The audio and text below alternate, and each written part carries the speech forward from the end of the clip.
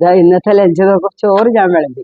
ഇനിയുള്ള കാര്യമാണ് നോക്കൂ. ഇതാ മുട്ടക്കറി. ഇതേ മുട്ടക്കറി, മുട്ടക്കറി. ഇതാ നമ്മുടെ ജാതിക്ക അച്ചാർ കണ്ടോ, പുതിയത് ഇൻസ്റ്റന്റ് ഉണ്ടാക്കിയത്. അതിപ്പോ കൂട്ടാം, വളരെ നല്ല ടേസ്റ്റാണ്. നിങ്ങൾ എല്ലാവരും ഒന്ന് ഉണ്ടാക്കി നോക്കൂ. ജാതിക്കായിട്ട് എല്ലാവർക്കും കിട്ടില്ല, പക്ഷെ വീട്ടിൽ ഉള്ളവരെ ചെയ്ത് നോക്കൂ, വളരെ നല്ലതാണ് ജാതിക്ക. ഇതാ ഇത് പയർ, കയ്പയ്ക്ക ഉള്ളി മുളകൊക്കെ ചേർത്ത് മസാല ഇട്ടിട്ടുള്ള കേട്ടോ കയ്പയ്ക്ക.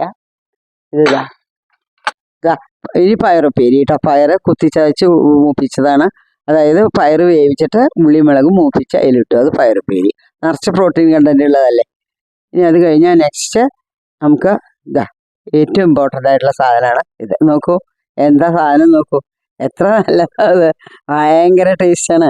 ഇതാണ് ഇതിന് മാതള എന്നാണ് പറയുക. നിങ്ങളെന്താ പറയാന്ന് എനിക്കറിയില്ല. അത് ഫ്രൈ ചെയ്ത് ഉണക്കമീനാണ് കേട്ടോ. നല്ല രസമുണ്ട് അല്ലേ, നല്ല സ്റ്റൈലാണ്, നല്ല ടേസ്റ്റ് ഉള്ളതാണ്.